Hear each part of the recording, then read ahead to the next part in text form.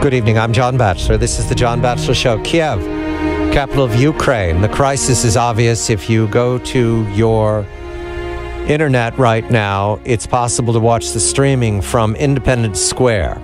This is in a vast area surrounded by Soviet-era architecture, and in the middle of it are burning tires and other detritus of the campaign to unseat or in some fashion dislodge the elected Yanukovych government from power. Ukraine is divided in half, roughly.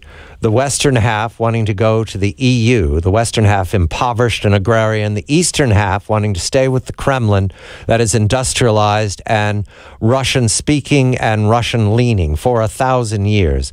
We're joined by Professor Steve Cohen of New York University, Russian history, who these many weeks has guided this audience and myself to understand that Ukraine is an issue that has to do with the transition from the Cold War of the 20th century into the new Cold War, as Steve calls it in his articles, of the 21st century. This is a contest not just between Kiev and the protesters, but it is between Moscow and the EU. It is between the Kremlin and Washington. It's certainly about the future of Europe and Asia, Eurasia, this common homeland stretching from the Atlantic all the way to the Pacific. And Vladimir Putin, the man who has authored and who has paid for the Sochi Olympics Games now underway, watching from the near distance for the crisis of Kiev. Steve, a very good evening to you. I begin with 2 points of fact these last hours, because there's a live tweet feed up on the BBC site that's very helpful. The Vice President of the United States, Joe Biden,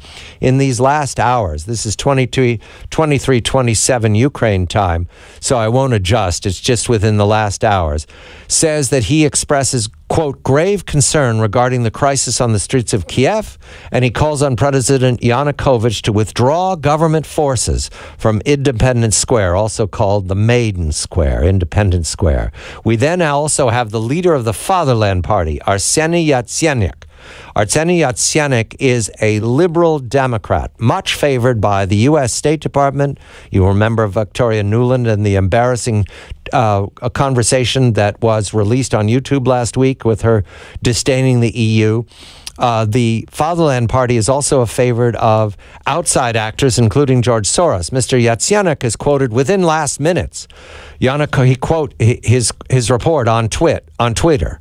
Yanukovych has offered us actually to surrender, but people have the right to stand on the Maidan, and we will stand with the people. Good evening to Professor. Between the Vice President of the United States and the leader of the Fatherland Party, the crisis is at hand. Do you see an easy remedy? Good evening, Professor. Hey, John.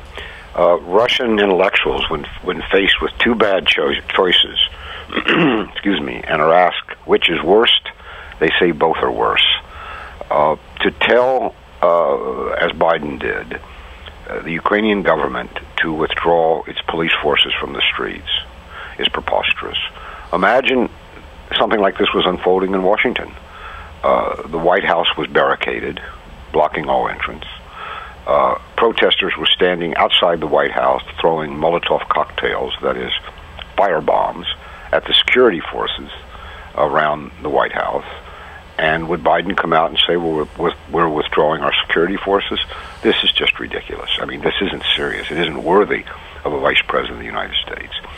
As for the leader of the Ukrainian Fatherland Party, when he says, we will stand with the people on the square, one understands what's going on here. The moderates, as they were called originally, that's the former boxer Klitschko, and this man, I'm not sure how you pronounce his name, probably Tsanyuk, but I don't know Ukrainian pronunciation. But the problem is the moderates have lost control of what they call the people, the protesters in the streets.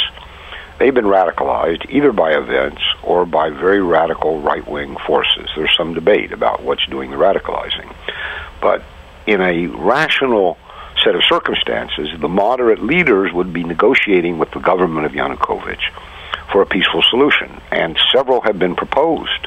Yanukovych, remember, 2-3 weeks ago, offered the formation of a coalition government that would include these two leaders. of the opposition. And there's every indication they would like to have accepted, but when they took it to the crowd, some call it a mob, some call it democratic protesters, but tens of thousands of people in the streets, they were shadowed down.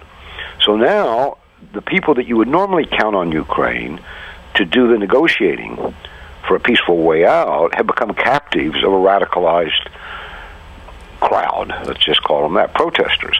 So who is Yanukovych supposed to negotiate with? And the answer you get from the crowd is he must resign, quit, run for his life. But let's go back. He was elected democratically. All monitoring observers who were in Ukraine in that presidential election said it was a fair election.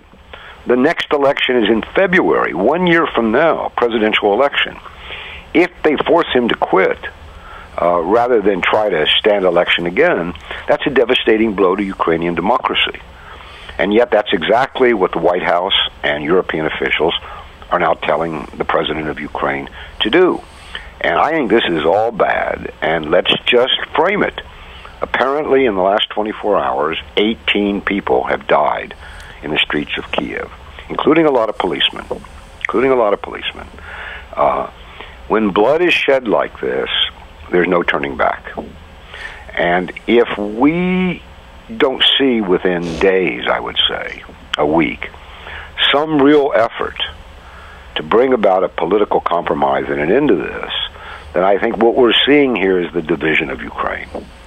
That half will go with Russia, half will go with the West, and what you'll have in the middle is the new dividing line, not an Iron Curtain any longer, but that same divide that divided Europe during the old Cold War, except that that divide was in Berlin, far from Russia, and this will be on Russia's borders.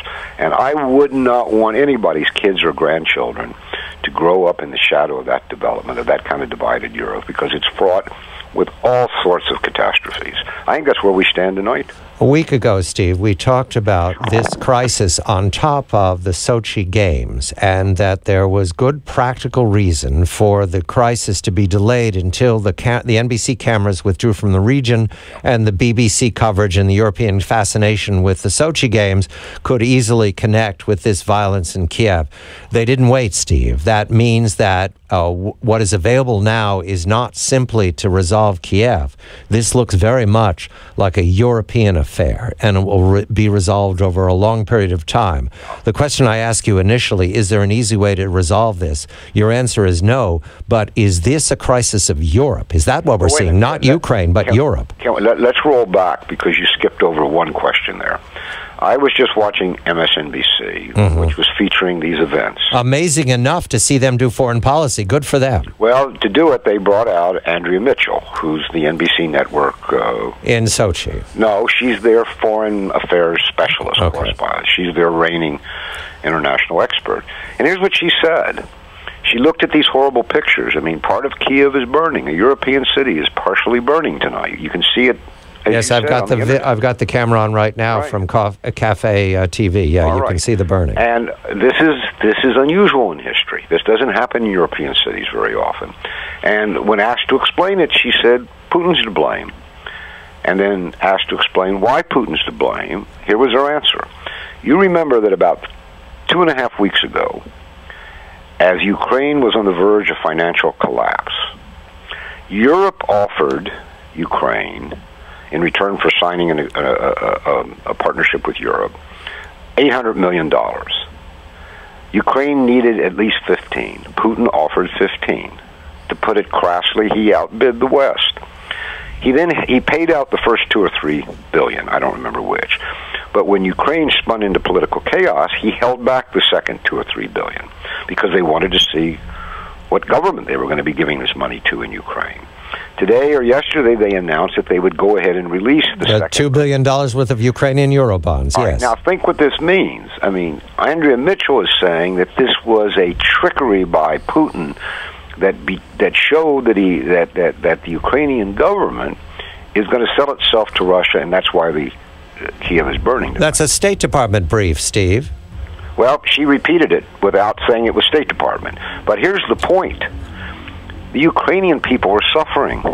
if Ukraine melts down economically, and it's on the verge of that, millions and millions of Ukrainians are going to suffer terribly. Any government that was offered a bailout, some help, would take it for the sake of the people. What does that have to do with people throwing Molotov cocktails? Just a moment. We're going to turn to Angela Merkel because she's a player here. Over the weekend, Klitschko and Yatsenyuk met with Angela Merkel in Berlin, and Berlin is watching appalled right now at the pictures from Kiev. Steve Cohen, Professor Steve Cohen at NYU, Russian history. I'm John Batchelor.